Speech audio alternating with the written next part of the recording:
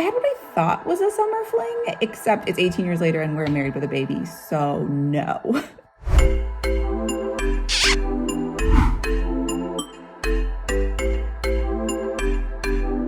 I have had a summer fling, also didn't recommend it. I've never had a summer fling, which might be why I wrote a summer fling book, because I think that it just sounds really fun. But I haven't been lucky enough. Yes, but it depends on whether the definition is that it ends at the end of summer. Because if that's the definition, then no, it kept on going. So I had what I thought was a summer fling, except it's 18 years later and we're married with a baby, so no.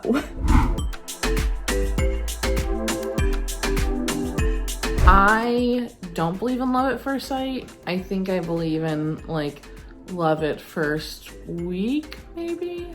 I don't believe in love at first sight, but I do believe that if the two of you get together, you will look back on that moment when you first met and there will be some remembrance of a spark of recognition or chemistry or some sense that this person is going to be significant in my future. I don't believe in love at first sight. I think you definitely need to know how someone takes your tea before you can say that you love them. If someone puts the milk in before they put the tea bag in, then it's a deal breaker. love is just a feeling, and I totally get that feeling sometimes. It's just that lightning strike when you look at someone and you're just like, oh, all the feelings in the world. So absolutely, love at first sight absolutely exists.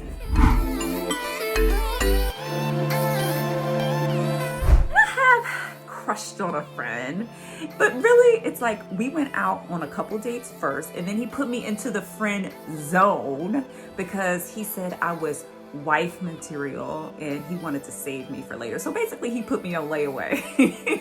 I have had a crush on a friend and he will never find out, and neither will you. Yes, I've definitely crushed on a friend. I think that all of my crushes have started out as friends. I'm also a chronic crusher, so I mean, yes. Do they have a pulse? I've probably had a crush on them.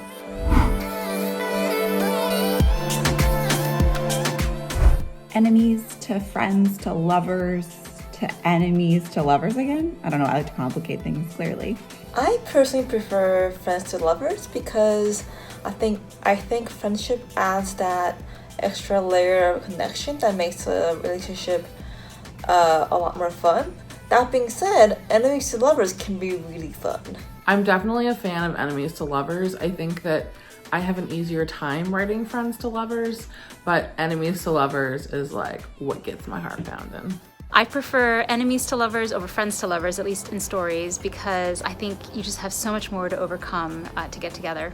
I prefer friends to lovers for real life because I think that I wouldn't be able to fall in love with someone that I didn't like. But I prefer enemies to lovers for fiction because I think it's more fun. My ideal meet cute situation is where Kirsten Stewart options the falling in love montage. She invites me out to do, consulting on the script. We quibble over revisions and we fall in love.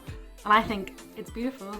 I could totally imagine meeting somebody on the subway and, in rush hour, obviously not with the corona, but in rush hour, as more people get on, maybe you're just forced to stand right in front of them and, maybe look up into their eyes a little bit. Ooh.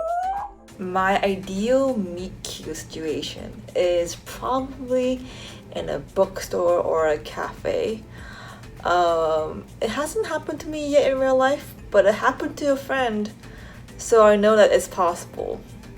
My ideal meet cute situation I write about in one of my unpublished novels. The mom and dad meet at a Starbucks when each of them accidentally takes the other person's drink because they had the same last name, and rather than being upset about it, the dad asks the mom out. I believe in second chances as long as the person takes accountability for their mistakes. And I guess it also depends on what those mistakes are. And it also depends on whether the person who would be doing the forgiving thinks that those mistakes are something that they can forgive the other person for. I absolutely believe in second chances. I like to think that I am significantly less wretched than I used to be, so I try to extend that generosity to other people as well. My whole life is a series of second chances. So yes, I definitely do believe in second chances. I love second chance romances. Yes, 2 thumbs up. Oh, 2 thumbs up. I would be willing to give somebody a second chance as long as they didn't completely ruin the trust of the relationship. Because like relationships are based on trust, right? If you don't have trust, like really, what do you have? And so if they messed up in a huge way, bye. Boy, bye. It's over. Done. I'll holla. I believe that there can be multiple soulmates. There's this idea that, soulmates are kind of like this idea that of people that have been reincarnated from lifetime to lifetime. And there's this idea that people actually have like a circle of soulmates, and everyone in your life that you're super close to has been like someone from your previous life. So I 10,000% believe in soulmates, and I think that there can be multiple soulmates. I think in the same way that you can have multiple mates in real life, like multiple friends, you can have multiple people who are just meant to connect to your soul. I don't know if I believe in soulmates. I used to think that my husband and I were like the same person when we first met, because we like seemed to just think alike, we walked at the same pace, we wanted the same things. But over the years, it became very clear that we're different people, and that's good because we need our independence in order to be together in a healthy relationship. I do believe in soulmates, but maybe not in the traditional sense. It's like, I think that a soulmate is somebody just here to teach us things, and we can connect with these people and learn from these people, but it doesn't necessarily have to last forever. And so even if like the relationship is trash. I don't believe in soulmates. I think that there isn't one right person for you. There might be lots of right people for you, just at different times in your life. I do and don't believe in soulmates. I believe we have lots of soulmates, and I think that a soulmate doesn't have to be just a romantic thing.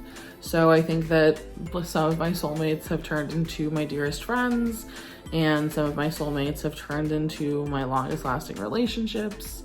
So yes and no, but I don't think it's like a one-shot situation.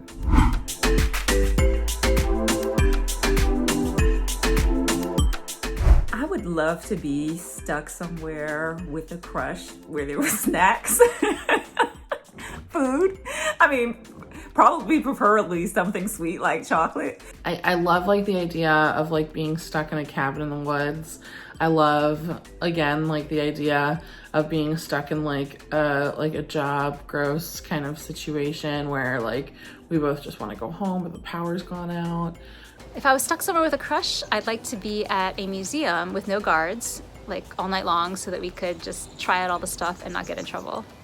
So this is me being a total nerd, but I would love to get stuck in a bookstore or a library, because I think seeing what books they choose is a good way to get to know someone. And if they don't read, then bye-bye, they're not a good match for you.